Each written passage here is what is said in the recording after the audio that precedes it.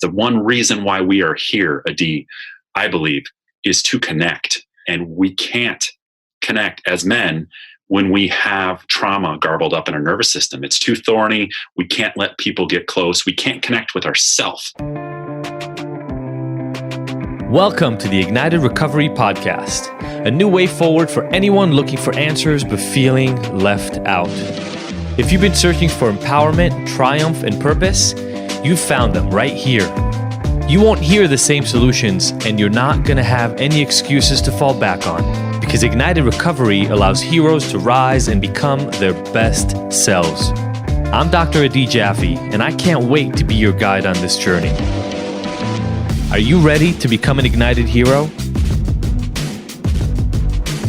Hello, everybody, and welcome to this episode of the Ignited Recovery Secrets podcast. As you can hear from my voice, I've been struggling a little bit with some coughing over the last week. Don't worry, it is not the coronavirus.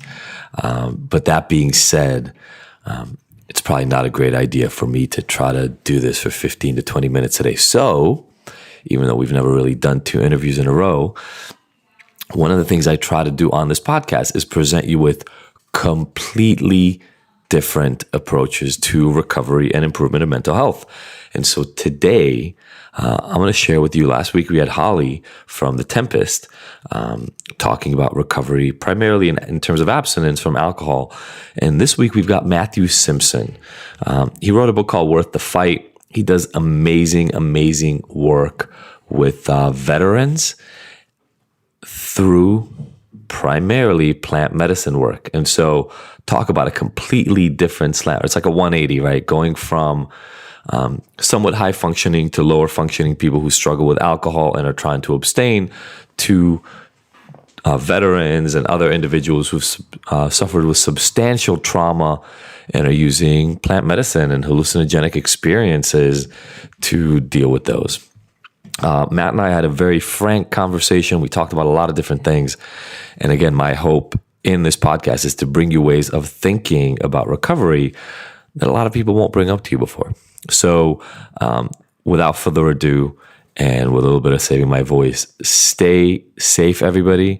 I don't know if that means wear your mask, stay indoors, work remotely. But, I was saying before, this is the time for self-improvement, man. You got to be home more than usual anyway. Let's tamp down a little bit the anxiety and be more proactive about how we can make our lives better when we come out on the other side of this. Love you all. Thank you so much. Can't wait to hear your thoughts on this one. Bye. All right. Welcome, everybody, to Friday's episode, to the Recovery Secrets Ignited episode. I'm Adi Jaffe, and I'm here with Matt Simpson today. How you doing, Matt? I'm doing great. Thank you for having me, Adi. Yeah, absolutely. It was so great. I really loved our conversation when you came and interviewed me. And to be honest, the aspect of recovery, or actually, I don't even want to call it recovery, the aspect of inner work that you do around psychedelics is one that I'm always interested in exploring farther.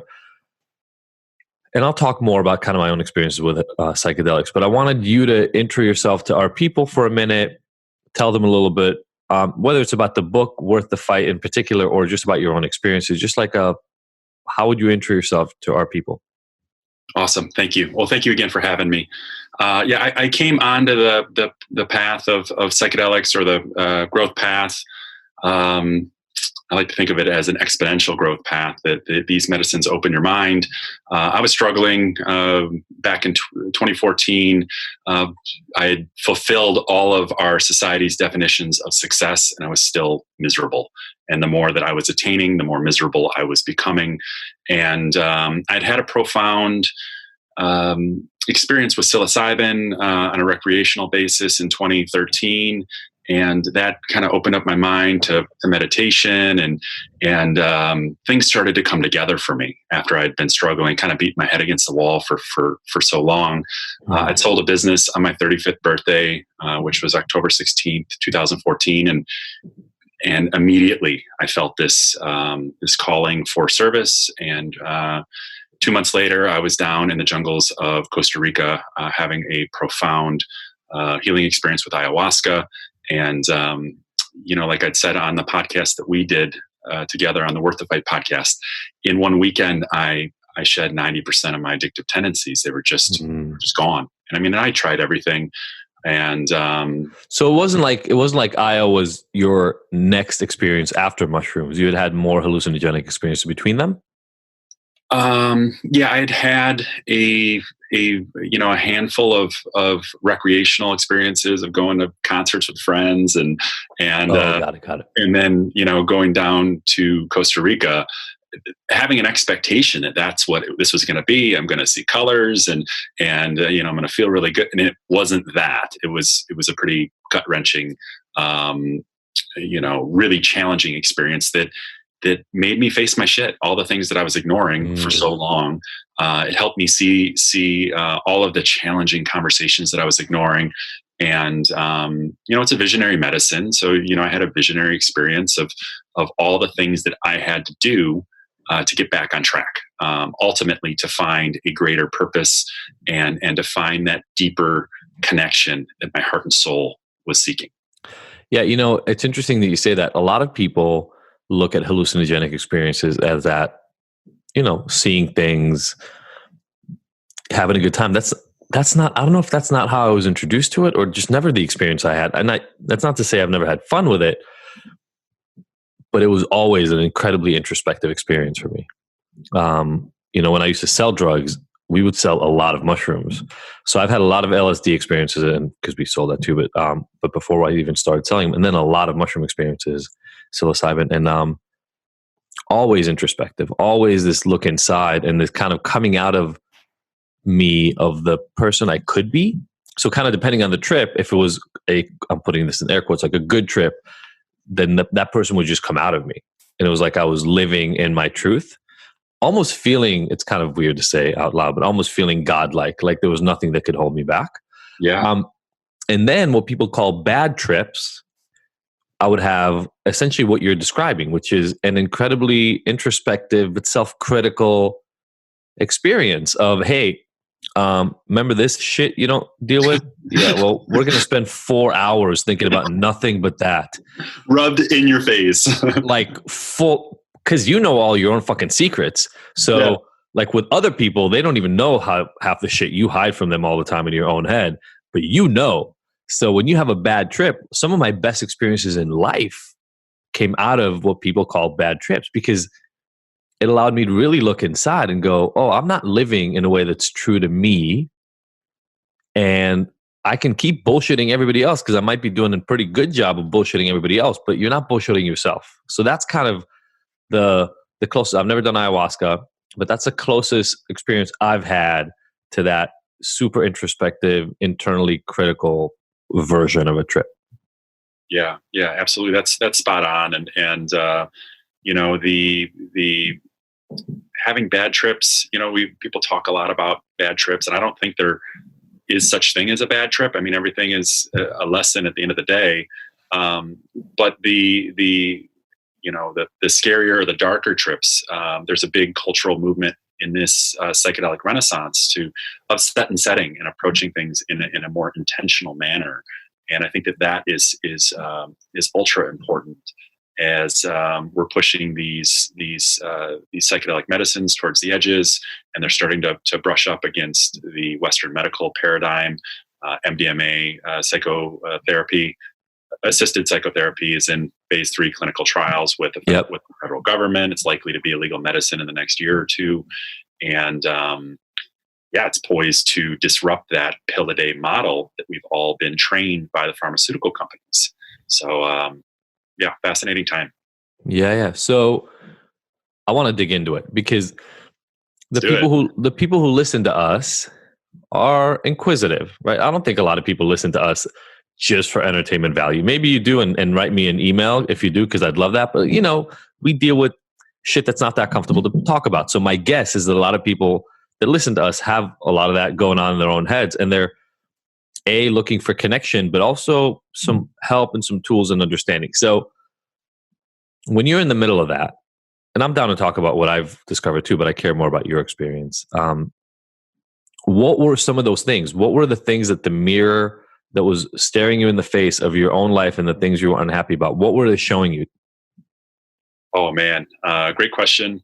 And the medicine really mirrored to me. I had addressed my family and really addressed my truth in my early 30s, addressing the childhood sexual trauma that I'd been working on, that I identified as something that was in the way of connection, but I wasn't giving it. I thought that I had started my work, and basically it was a big mirror of like, you've only scratched the surface, and there's a lot more there. And to dig in, take that time, and do this healing correctly. I've this last 5 years has been a tremendously challenging, but the most incredibly rewarding, opportunity to really dig in and to do my healing work. But ultimately, it showed me that how I was spending my time was not aligned with my heart and with my soul, and mirroring to me the potential of finding my truest calling, and really inspiring me to. I mean, I was in a financial position to do this, but to take 18 months with a backpack and go figure my shit out. I did that in 2016 and 2017. And with this sole intention, it wasn't a vacation. It was a truth-seeking journey where I'm going to figure out, and I'd probably asked myself thousands of times, how can I best be of service to our human family? And then ultimately that led me to this veteran collective soul healing mission that I've been so passionate about, that I came across in month 17 of my 18-month travel journey, when I came across a veteran organization that's been healing our war veterans that have treatment-resistant PTSD with ayahuasca. And I was thinking, at first I was like, how the hell is this the first time that I'm finding out about our veteran suicide tragedy? We've got 22 of our warriors are dying by their own hand each day. And then to really do some deep digging as to why are we cut off? Why is the civilian population cut off from this suicide tragedy and epidemic? And since then I've taken it on, raised my hand and said, hey, I'll stand with them, and I'll share this truth. And what we've seen has been absolutely remarkable. The how this medicine cuts right through their trauma and right to the root. And it's been a wild ride.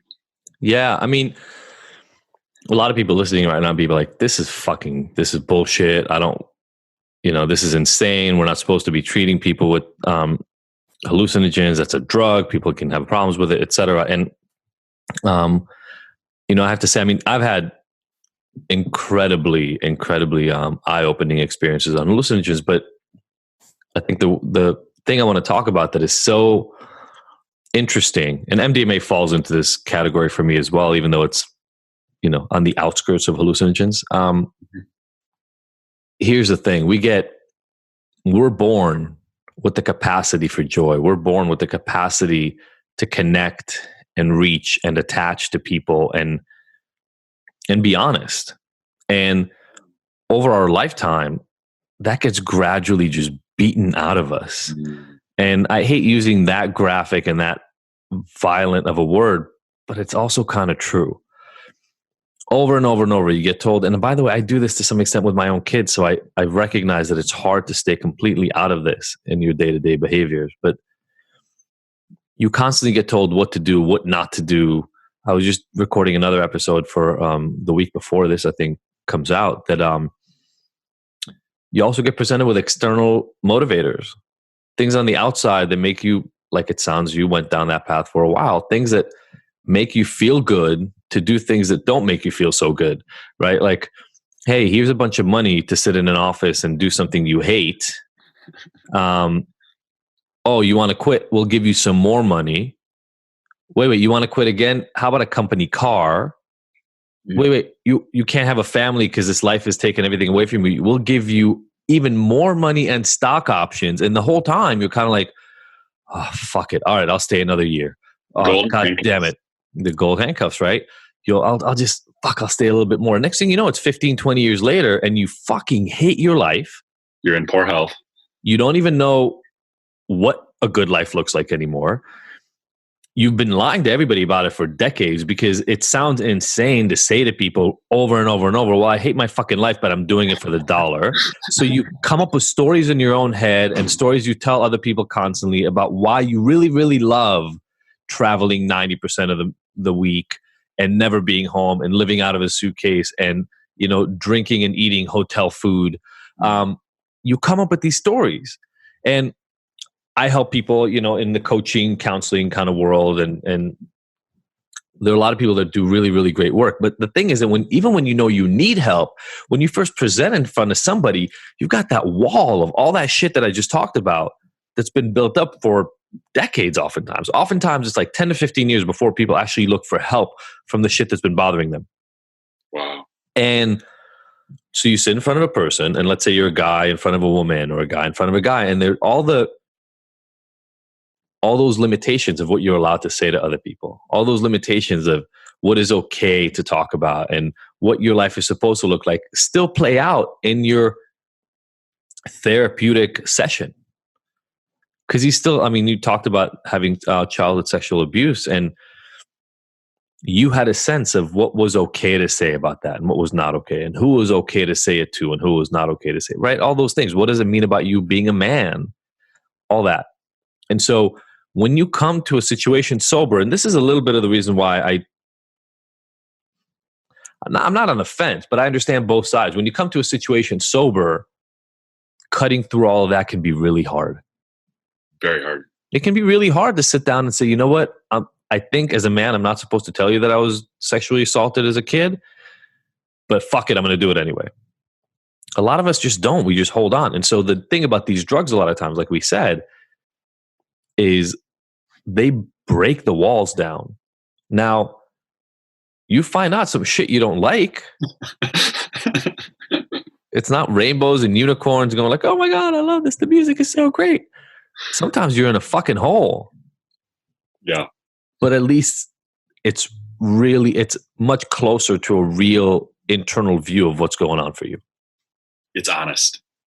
And I believe that degree to which we face and acknowledge our darkness is the very same degree to which we can stand and love in our light.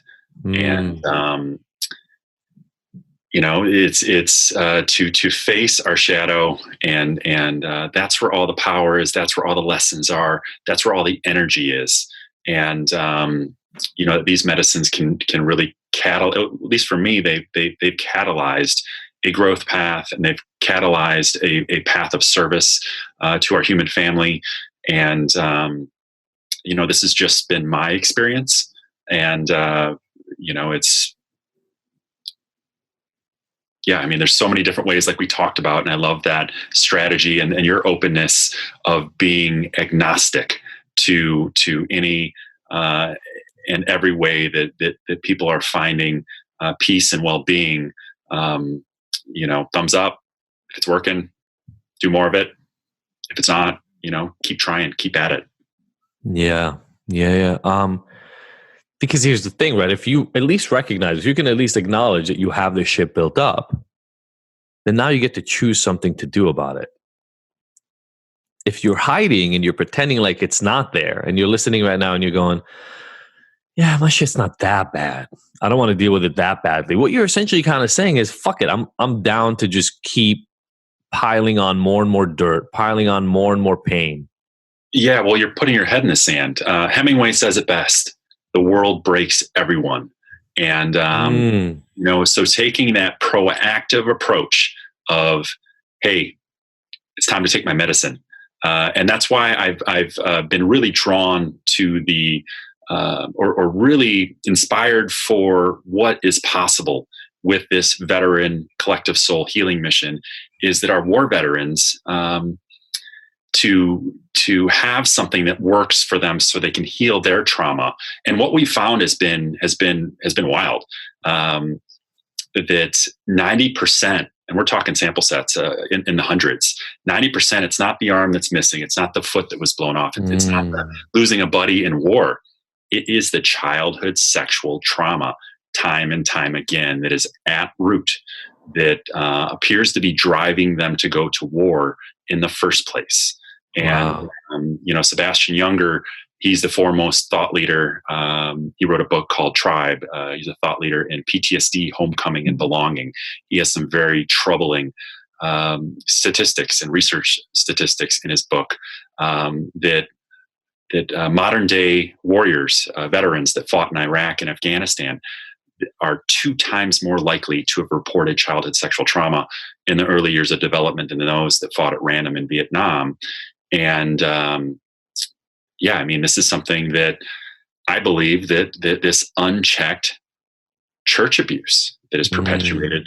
I'm usually not one for pointing fingers, but is perpetuated by the Catholic Church, is at root for the war and conflict we see here on Earth. Oh, that's so fucking insane.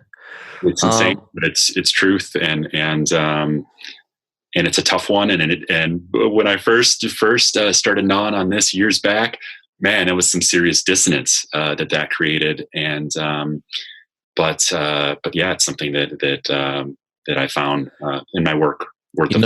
In a way, and I don't know if this makes sense to you, let me know, but in a way, it's almost like the institution needs to do the same sort of internal mirror checking and exploration that we're talking about on an individual level, right? I am a firm believer in the sense that people want to do good. Yes. That we're born wanting to do good, but then we get dirtied up by like I said, by our experiences. And I feel like something like the Catholic Church, much like many huge corporations that we find out later have had these dark, insidious fucking secrets for years and decades. It's like the machine gets so big that it says, well, yeah, there's broken elements inside, but we don't want to bring down the whole machine. So we'll ignore them. We'll, swipe them under the rug or whatever the thing is that we'll have to do to keep going, moving forward. Much like so many of us go day to day, not liking elements of our own life and saying, well, I'll brush that aside because I just have to keep going. And then you end up with an institution like the Catholic Church that seemingly for at least a century, probably more, has been kind of a breeding ground for these essentially underground pedophilia, homosexuality kind of experiences that thousands, if not tens of thousands or hundreds of thousands of kids were subjected to across multiple churches, multiple dioceses, multiple happening right now, yeah, sub-organizations. And every time it was found out, it was like, oh, well, let's brush that aside for a little bit so we can keep going for the greater mission of the church. But what ended up happening is the entire institution is now infested. Yeah. Yeah. Sam Harris says it best. He says, if we had any Fortune 500 company that habitually employed sexually confused men, we would run them out of town so fast.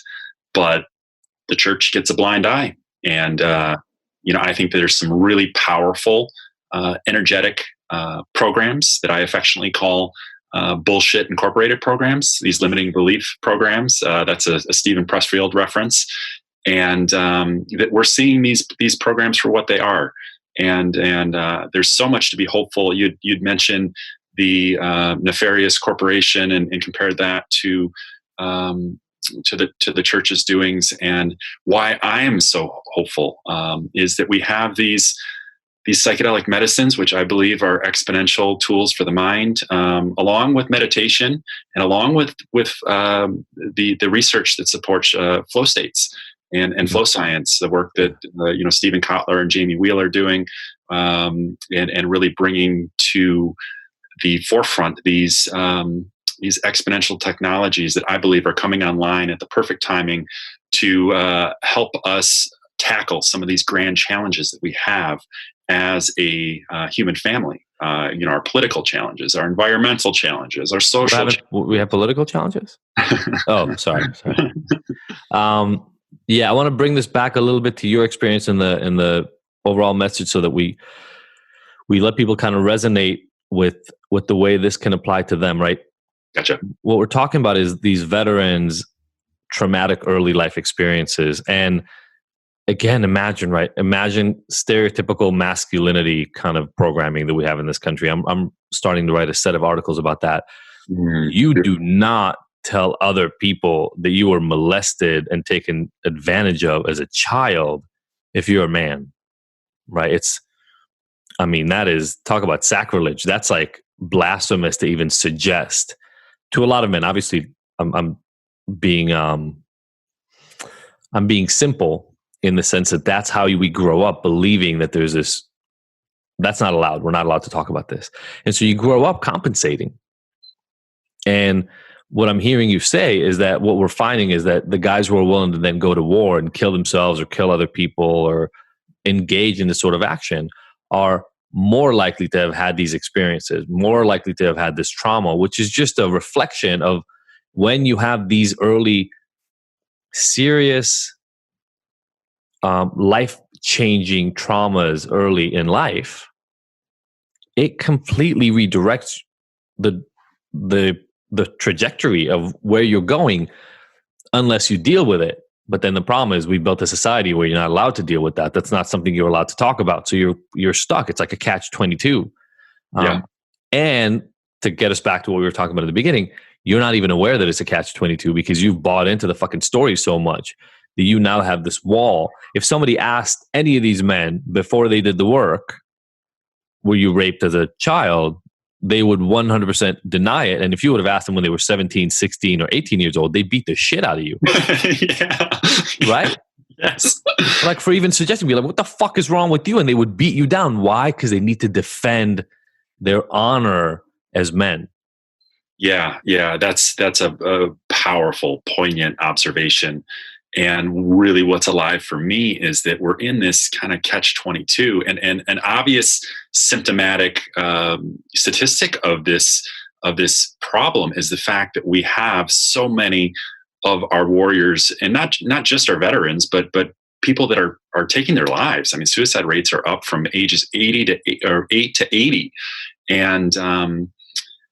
And I think that is a lack of connection. And as men that have this trauma in their nervous system, we're put into a precarious situation. I was put into a position where it's either address and confront this hurt and this trauma, or I'm cut off from the authentic connection that my heart and soul craves. The one reason why we are here, Adi, I believe, is to connect. And we can't connect as men when we have trauma garbled up in our nervous system. It's too thorny. We can't let people get close. We can't connect with ourselves. Well, yeah, that's the thing, right? The others. You can't be authentic with yourself. So you're presenting a mask, you're presenting a false identity to others. And so, yeah, you can connect with that false identity all you want, but you can't connect with the real me because I'm not ready to show you the real me, because that real me is hurt and it has vulnerability and it has actual feelings and feelings that are not great. And I'm not comfortable yet to talk to you about it. And I think this is something I deal with all the time. I mean, we talked about this a little bit before we got started, but Sophie and I do a lot of relationship work.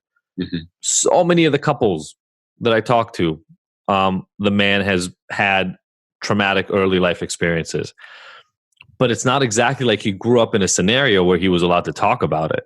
And so by not talking about it, he's created this persona that, by the way, has a lot to do with drug and alcohol abuse issues by themselves that I deal with. That has a lot to do with porn addiction as well. It's like, you have to find, if you can't be authentic with yourself, you have to find a way to deal with that, because like I said, yourself knows that all the time.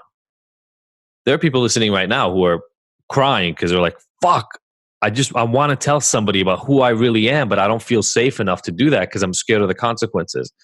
And what I'm hearing you saying, and I know we meandered quite a bit from like the beginning of the experiences you had to get you to that place, but you talked about the kind of service and where having those experiences led you, is ayahuasca, mushrooms, LSD, deep therapy, hypnosis, fucking shamanic rituals of breath. Like, find the thing that allows you to shed the costume, to take off the mask, and to just stand there as you are, not having to have that constant internal critic that tells you what people are okay with hearing from you, what people are okay processing from you. Just be yourself.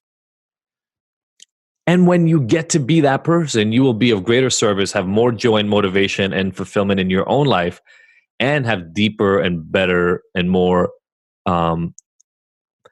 meaningful connection with your fellow man and woman. Absolutely, 100%. And I love your observations of this. And yeah, the when we have a mask on, we can't build the trust that we need to connect. And I think that that's why we are connecting so much to external stimuli, to drugs, to alcohol, to porn, to being a big hotshot businessman, whatever it is. There's all these different things that we connect to from the outside, and I believe that these medicines help us to connect to what's within, and to formulate a plan to heal and to get right, and ultimately to start that journey of being open and honest and vulnerable and transparent with our loved ones. And, thankfully, I believe that we're in a time where there's a broader cultural movement towards vulnerability, spearheaded and led by Brene Brown, one of the most revered, teachers on earth, who's studying shame and vulnerability. And these conversations are there's a paradoxical power in vulnerability that she talks about, and it's so true. And because again, that vulnerability builds trust. The trust is essential for connection, and connection is why we are here. Yeah. That is a central messaging of my podcast, the Worth the Fight podcast, is that line right there, and about sums it up.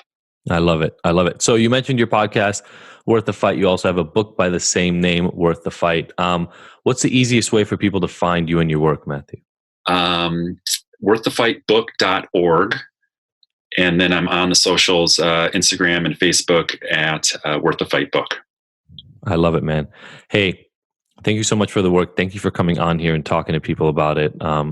Absolutely. And I'd also like to plug the Heroic Hearts Project, is the veteran organization that I've been advocating for. They are taking care of our war veterans that have treatment-resistant PTSD, meaning they've been through the VA's program. Western medicine has thrown everything that they can at them. They haven't gotten better.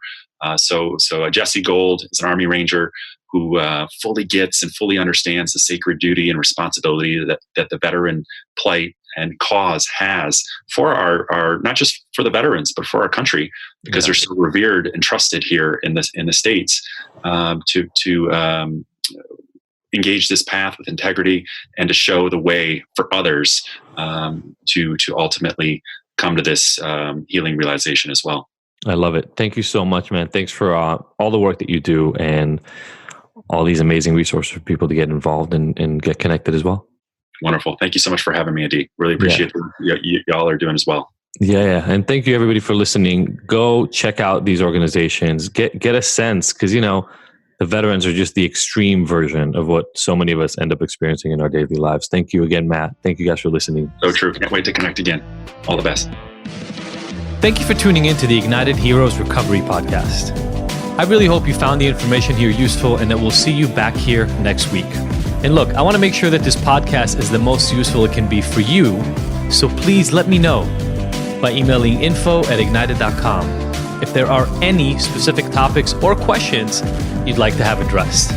As usual, if you like this episode, I would love for you to leave us a 5-star review and rating. Thanks, and see you next week.